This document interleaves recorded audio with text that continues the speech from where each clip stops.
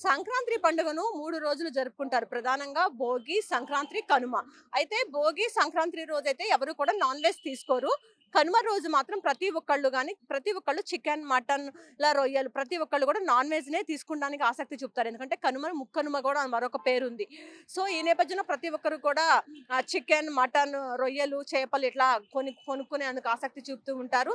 ప్రతి ఒక్కరు కూడా నాన్ వెజ్జే తింటారనమాట. సో, ఈ నేపథ్యంలో మనం ఒక చికెన్ షాప్ దగ్గర ఉన్నాము. చూడొచ్చు చికెన్ కొనుక్కునేందుకైతే చాలా పెద్ద సంఖ్యలో అయితే విజయవాడ వాసులంతా కూడా తరలి వస్తూ ఉన్నారు. విజయవాడలోనే కాదు ఏపీ వ్యాప్తంగా చూసుకున్నట్లయితే చికెన్ ధరలనేది ఆకాశాన్ని అంటుతున్నాయని చెప్పుకోవచ్చు. గతంలో 200 ఉండే చికెన్ కేజీ ధర ఇప్పుడు చూసుకున్నట్లయితే 300, 350 వరకు కూడా పలుకుతుంది. కానీ రేటు ఎంతున్నప్పటికీ కూడా ప్రతి ఒక్కళ్ళు కూడా నాన్ వెజ్ కొనుక్కునేందుకు ఆసక్తి చూపుతూ ఉంటారు ఈ రోజు.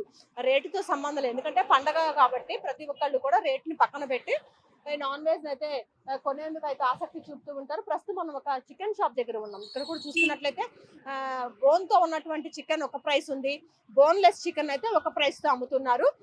గతంలో చూసుకున్నట్లయితే కేజీ 200, 250కి చికెన్ వచ్చేది. కానీ ఇప్పుడు చూసుకున్నట్లయితే పండుగ సీజన్ కాబట్టి పండుగ ఉన్నప్పుడు దీపం ఉన్నప్పుడే ఇల్లు చక్కదిద్దుకోవాలంటారు.